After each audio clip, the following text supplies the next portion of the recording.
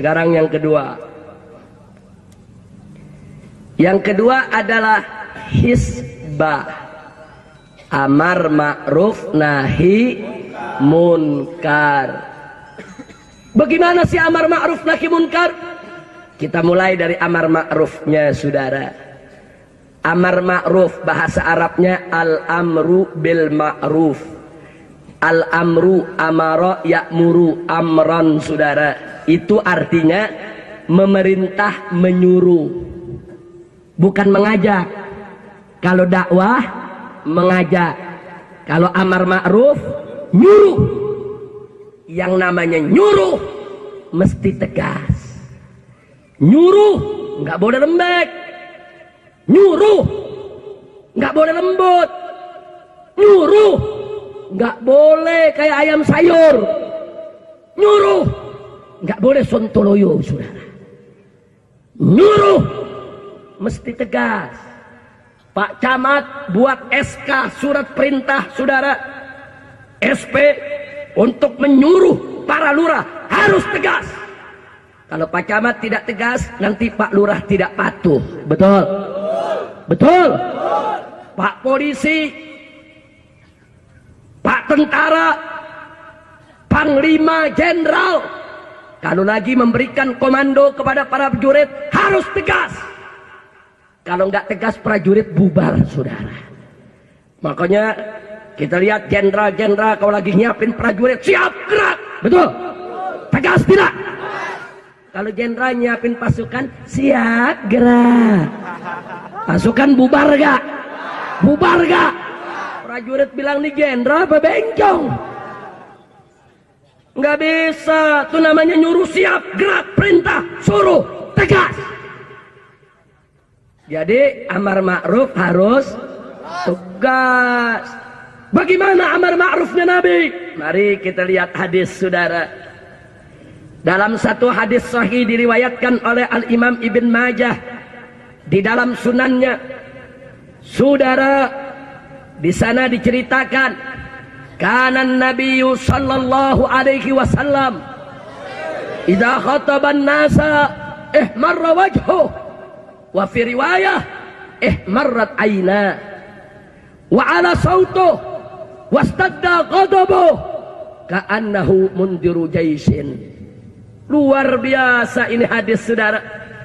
Di situ disebutkan, dulu Nabi kalau lagi bicara depan para sahabatnya, lagi menerangkan mana yang hak, mana yang batil, mana baik, mana buruk, mana taat, mana maksiat, mana wajib, mana halal, mana haram. Saudara, Nabi tegas. Bagaimana ketegasan Nabi? Idza khataban nas, kalau Nabi sudah bicara di depan manusia, di depan orang lain, di depan para sahabatnya, di depan para pengikutnya, marra wajhuh, muka Nabi merah, saudara. Wah, marrat aina, mata Nabi dua-duanya merah. Wa ala sautu, suara Nabi lantang, saudara, menggelegar. Enggak sampai di situ. Wastadda ghadabuh, Nabi kelihatan betul-betul marah. Marah. Sampai-sampai yang meriwayatkan mengatakan, ka'annahu munziru jaisin. Nabi saking tegasnya, marahnya, Nabi seperti komandan pasukan tempur, saudara. Masya Allah. Jadi kalau Nabi lagi bicara depan para sahabat, mana hak, mana batil, mana halal, mana haram, Nabi tidak lembut, Nabi tidak santun, tapi Nabi tegas, tegas. Sampai wajah beliau merah, mata beliau merah, suara beliau lantang, dan beliau kelihatan seperti orang yang sedang marah, keras marahnya, bagaikan komandan pasukan tempur, saudara. Alhamdulillah. Kalau begitu amar ma'ruf, saya tanya, amar ma'ruf lembut atau tegas? Lembut atau tegas? Kalau dakwah tegas atau lembut? Tegas atau lembut? Alhamdulillah. Sekarang nahi munkar, saudara. Nahayan hanahyan, mencegah kemunkaran. Kalau nyuruh kebaikan aja mesti tegas, apalagi mencegah kemunkaran, saudara. lebih tegas. Mari kita lihat bagaimana Nabi mencegah kemunkaran. Nabi katakan, saudara, apa kata Nabi dalam hadis? Beliau katakan, man ra'a minkum munkara falyughayyirhu biyadihi, fa illam yastati fa bilisanihi, fa illam yastati fa biqalbihi, wa dzalika ad'aful iman. Ini dalil nahi munkar, saudara. Kata Nabi apa? Barang siapa di antara kamu, hai umat Islam, kamu semua sifatnya umum, mau ulama, mau santri, mau pejabat, mau rakyat, siapapun, hei kau umat Islam yang melihat suatu kemunkaran, wajib dia rubah dengan tangannya. Nabi mengatakan dengan tangannya. Dan makna hakiki ini tangan, saudara. Saya mau tanya sama yang hadir sini, mana yang namanya tangan? Angkat semua tangannya, mana yang namanya tangan? Ini tangan, saudara. Nabi suruh cegah kemunkaran dengan tangan, saudara. Ya, dalam makna majazi, tangan boleh diartikan kekuasaan. Tapi jangan lupa, dalam madhab Imam Syafi'i, nggak boleh kita pakai makna majazi selama makna hakiki masih bisa, saudara. Jangan lari. Banyak orang mengatakan maksudnya kekuasaan. Oh, jadi kalau punya kekuasaan baru wajib untuk nahi munkar. Kalau nggak punya kekuasaan nggak wajib. Nggak begitu, saudara. Nabi menyebutnya dengan tangan. Tangan makna hakiki ini tangan, saudara. Saya mau tanya, tangan bisa apa aja dikerjain, saudara? Tangan bisa nulis. Tangan bisa nulis ke pemerintah, tutup pabrik minuman keras. Betul? Tangan bisa tanda tangan. Tanda tangan rame-rame, kirim ke bupati, kirim ke kapolres, kapolsek, minta pabrik minuman keras ditutup. Betul? Tangan bisa nuding, bisa ngancem. Lu tutup gak? Coba kita. Lu tutup. Betul? Tangan bisa nampar gak? Tangan bisa mukul gak? Tangan bisa ngerubuin gak? Tangan bisa ngebakar tidak? Itu dengan tangan, sudah. Tangan, pakai tangan. Nabi yang suruh, saudara. Fa'ilam yastati, kalau udah nggak mampu pakai tangan. Kenapa tidak mampu? Tangannya buntung. Kenapa tidak mampu? Tangannya lumpuh. Kenapa tidak mampu? Tangan yang mau kerja cuman sedikit, yang banyak nggak mau, itu namanya nggak mampu, saudara. Kenapa tangan tidak mampu? Karena nggak punya keberanian, itu juga nggak mampu, saudara. Kalau sudah tidak mampu, baru pakai lisan, kata Nabi. Jadi bukan lisan dulu, tangan dulu, tangan.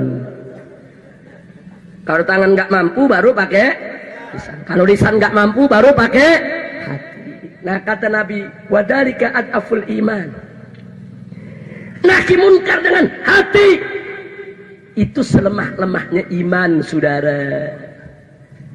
Kalau nahi munkar dengan hati wajar. Tapi kalau penguasa, apalagi ulama, mencegah dengan hati, kelewatan. Masa si Umaro sama ulama ngambil iman yang paling lemah, saudara? Betul? Betul? Kalau orang awam nggak ngerti apa-apa, petani, tukang ojek nggak ngerti agama, saudara, wajar. Kalau dia nggak ngerti, nggak tahu, saudara, kalau dia ngambil yang imannya paling lemah, memang imannya lemah. Tapi kalau kiai, ustadz, aktivis dakwah, nggak pantas ngambil iman yang paling lemah, saudara. Kira-kira jelas tidak? Jelas tidak? Nah, sekarang bagaimana nahi munkarnya Nabi? Mari kita lihat, saudara. Nabi pernah duduk di masjid, tahu-tahu seorang sahabat datang. Ya Rasulullah, ada orang mabuk di pasar, ya Rasulullah. Dia meresahkan warga, dia ganggu orang yang lagi dagang. Nabi langsung berdiri, kata Nabi, tunjukkan kepadaku mana orangnya. Nabi berangkat ke pasar, saudara. Sampai di sana betul ada orang lagi mabuk, teriak, ganggu orang dagang. Dipegang oleh Nabi, saudara. Dipempel bajunya, dipukul, jatuh ke tanah. Sampai orang tersebut sadar dari mabuknya, saudara. Luar biasa pukulan Nabi, orang mabuk jadi sadar, saudara. Saya tanya, kalau begitu nahi munkarnya Nabi tegas tidak? Tegas tidak? Orang mabuk dipukul. Oh, ada yang nanya, Habib, kenapa nggak dinasehatin? Orang mabuk dinasehatin, mana bisa? Orang lagi mabok dinasehatin, malah nasehatin kita. Orang lagi mabok jangan dinasehatin, sungsepin di got. Betul? Kira-kira jelas tidak? Kalau begitu Nabi nahi munkarnya tegas tidak? Tegas tidak? Oh, enggak sampai di situ, saudara. Ada satu masjid dibangun enggak jauh dari Masjid Kuba. Pertama Nabi izinkan dibangun. Belakangan itu masjid dipakai untuk ngadu domba umat Islam. Dipakai, ditunggangi oleh orang-orang munafik, saudara. Untuk apa? Untuk merusak umat Islam. Allah kasih tahu Nabi, Nabi nggak tahu, saudara. Orang munafik licik, saudara. Dia gunakan itu masjid untuk merusak umat. Allah kasih kabar kepada Nabi lewat wahyunya yang dibawa oleh malaikat Jibril alaihi salam. Apa kata Allah? Walladzina ittakhadhu masjidan diraran wa kufran wa tafriqan bainal mu'minin. Apa, saudara? Kata Allah kepada Nabi, walladzina ittakhadhu masjidan diraran, itu mereka yang sudah menjadikan masjid sebagai tempat kerusakan, wa kufran, dan tempat kekufuran, wa tafriqan bainal mu'minin, dan tempat untuk merusak belah orang yang beriman. Di ayat berikutnya Allah nyatakan kepada Nabi, la takum fiki abada, jangan kau masuk ke dalam masjid tersebut, jangan kau berdiri di dalamnya, jangan kau sholat di sana, abadan, selamanya. Masya Allah. Begitu ayat ini turun, marah Nabi, saudara. Ternyata Nabi ditipu, saudara, sama orang-orang munafik. Dia sudah jadikan masjid sebagai tempat merusak umat. Akhirnya Nabi kumpulkan para sahabat. Apa kata beliau kepada para sahabat? Idhabu ila hadal masjidil zalimi ahluh. Hei para sahabatku, berangkat kalian, datangi itu masjid yang penghuninya, pengurusnya sudah berbuat zalim. Dia jadikan masjid sebagai tempat kerusakan. Dia jadikan masjid untuk mecah belah orang yang beriman. Akhirnya, saudara, kata Nabi, sampai di sana fahdimuhu, rubuhkan itu masjid, wahriquhu, dan bakar itu masjid. Sahabat berangkat, sami'na wa ata'na, kami dengar dan kami taat ya Rasulullah. Mereka berangkat, sampai di masjid tersebut, pengurus dan penghuninya disuruh kosongkan masjid, saudara. Setelah kosong, masjid dirubuhkan dan dibakar rata dengan tanah, saudara. Saya mau tanya semua, Nabi tegas tidak? Tegas tidak? Nah, sekarang saya mau tanya sama umat Islam yang hadir di sini. Kalau masjid digunakan untuk mecah belah umat Islam, itu disebut masjid dirar, masjid yang merusak. Betul? Betul? Nah, sekarang saya mau tanya, saudara, masjid yang digunakan mecah belah umat disebut masjid rusak. Sekarang saya mau tanya, pabrik minuman keras merusak tidak? Tempat perjudian merusak tidak? Tempat pornografi, porno aksi merusak tidak? Sarang jablay merusak tidak? Sarang dongdot tidak? Insya Allah. Baik, sekarang saya mau tanya lagi, saudara. Kalau di zaman Nabi, masjid yang merusak dibakar oleh Nabi, saudara. Kira-kira kalau di zaman Nabi ada pabrik minuman keras, dibakar tidak? Dibakar tidak? Kenapa tidak dibakar oleh Nabi? Karena nggak ada pabrik minuman keras di zaman Nabi, saudara. Semua tempat maksiat ditutup.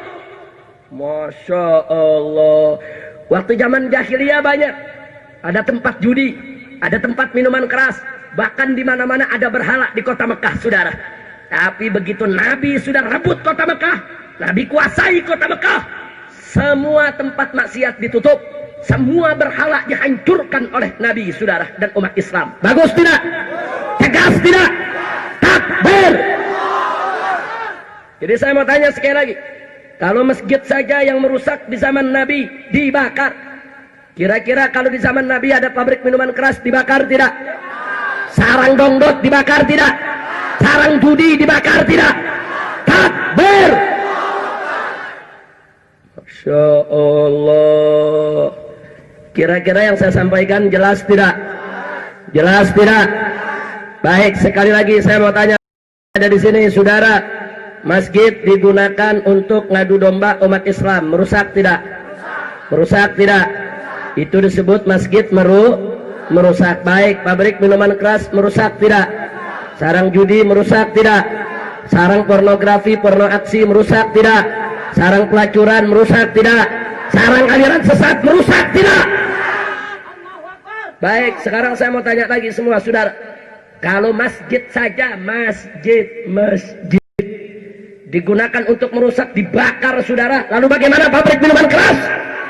Sarang judi? Jawab yang kompak semuanya, pabrik minuman keras, sarang judi, sarang pornografi, sarang porno aksi, sarang pelacuran, sarang maksiat, sarang aliran sesat. Takbir. Insya Allah. Saya nggak nyuruh bakar, cuman ngasih dalil kalau ngebakar tuh boleh. Nggak nyuruh, nggak, cuman ngasih dalil.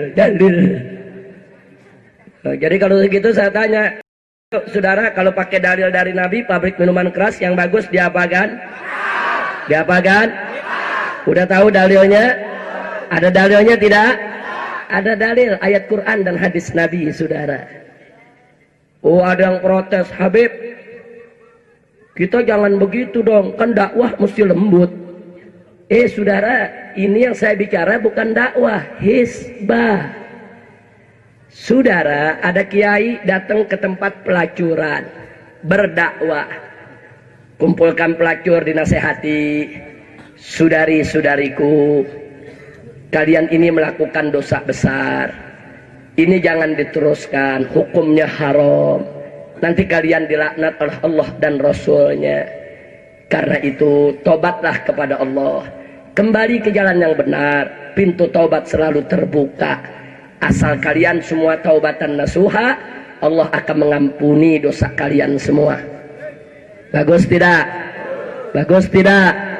Itu namanya dakwah. Emang mesti begitu dakwah. Nah, sekarang ada kiai udah berdakwah, pelacurnya nggak denger, malah germoknya ngancem. Udah berdakwah, yang maksiat nggak denger, malah premannya ngancem. Sudah, akhirnya kiainya masih sabar, minta kepada pemerintah supaya tutup. Pemerintahnya bagus, udah kirim surat mau tutup, nantang nggak mau tutup juga, saudara. Kemudian kiai bawa santri, bawa masyarakat, udah berbagai macam cara, berbulan-bulan, bertahun-tahun, nggak ngerti. Kiai turun, bakar. Itu namanya hisbah. Berarti itu kiai benar tidak? Benar tidak? Jadi jangan kalau kiai bakar tempat maksiat terus diprotes, kok kiai kasar dakwahnya, itu bukan dakwah, hisbah. Kalau dakwah mesti lembut, hisbah mesti tegas. Saya kasih contoh supaya lebih mudah pahamnya. Nabi bersabda dalam satu hadis. Kata Nabi, muru auladakum bis-shalah wa hum abna'us sab'. Kata Nabi, perintahkan, suruh anak-anakmu mendirikan sholat saat usia mereka 7 tahun. Wadribuhum 'alaiha, dan pukul mereka agar mereka tidak meninggalkan sholat pada saat usia mereka 10 tahun. Wadribuhum 'alaiha wahum abna'u 'ashar. Perhatikan saudara, anak kecil belum wajib sholat, betul? Betul? Anak kecil udah wajib belum sholat? Udah wajib belum? Tapi kalau usia mereka sudah 7 tahun, orang tuanya wajib nyuruh anaknya sholat. Walaupun si anak belum wajib sholat. Kenapa? Nabi yang katakan muru, suruh anak kalian untuk menegakkan sholat pada usia 7 tahun. Baik, saya mau tanya, kalau usia 7 tahun wajib disuruh, berarti kalau sebelum 7 tahun jangan disuruh. Jangan. Loh, Berarti anak kita enggak. Bukan. Di bawah 7 jangan disuruh, tapi diajak. Masih di bawah 7 tahun, umur 2 tahun, 3 tahun, diajak. Nah, sholat yuk. Nah, mau disayang Allah gak? Ayo sholat sama ibu. Nah, mau masuk surga gak? Surga itu kan indah. Yuk sholat sama bapak. Itu namanya ngajak. Ini namanya dakwah. Betul? Betul? Saya tanya, dakwah lembut tidak? Santun tidak? Simpatik tidak? Menarik tidak? Anak di bawah 7 tahun jangan disuruh, jangan diajak. Tapi kalau sudah 7 tahun kata Nabi, suruh. Nah tadi saya tanya, yang namanya suruh tegas tidak? Tegas tidak? Kalau sudah 7 tahun, nak segera kau sholat. Nak itu azan terdengar, ambil wudhu, ambil kain, sholat kamu. Itu namanya amar ma'ruf. Kalau gitu dakwah dan amar ma'ruf sama atau beda? Sama atau beda? Dakwah, amar ma'ruf, tegas, saudara. Dan kata Nabi, wadribukum alaika, pukul. Kalau dia coba-coba ninggalin sholat pada saat usia 10 tahun. Anak masih 7 tahun suruh sholat, tapi jangan dipukul, nggak boleh. 9 tahun nggak mau sholat, jangan dipukul, suruh. Tapi kalau 10 tahun udah nggak mau sholat, pukul. Ini namanya munkar. Kira-kira jelas tidak? Jadi kalau orang kafir belum kenal Islam, itu kita dakwah. Jangan amar ma'ruf, saudara. Yang lembut, yang simpatik, yang menarik, agar mereka masuk Islam. Atau para mu'alaf yang baru masuk Islam, belum ngerti agama, itu jangan disuruh, saudara. Diajak, ajak sholat, ajak puasa, ajak berakhlak karimah, ajak, saudara. Tapi kalau orang Islam, dia dari kecil sudah Islam, dari kecil sudah ngaji, sudah tahu sudah mundar mandir ke pengajian, orang yang macam ini, saudara, harus tegas, amar ma'ruf, suruh mereka sholat, suruh mereka puasa, suruh mereka zakat, suruh mereka berakhlakul karimah, dan cegah kalau mereka mau berbuat maksiat, tegas. Kira-kira jelas tidak? Jelas tidak? Itu namanya amar ma'ruf nahi munkar. Sampai di sini jelas tidak? Saya tanya sekali lagi, kalau dakwah boleh keras tidak? Boleh kasar tidak? Boleh ganas tidak? Dakwah harus lembut, betul? Wajib tidak lembut? Wajib santun? Wajib ramah? Betul?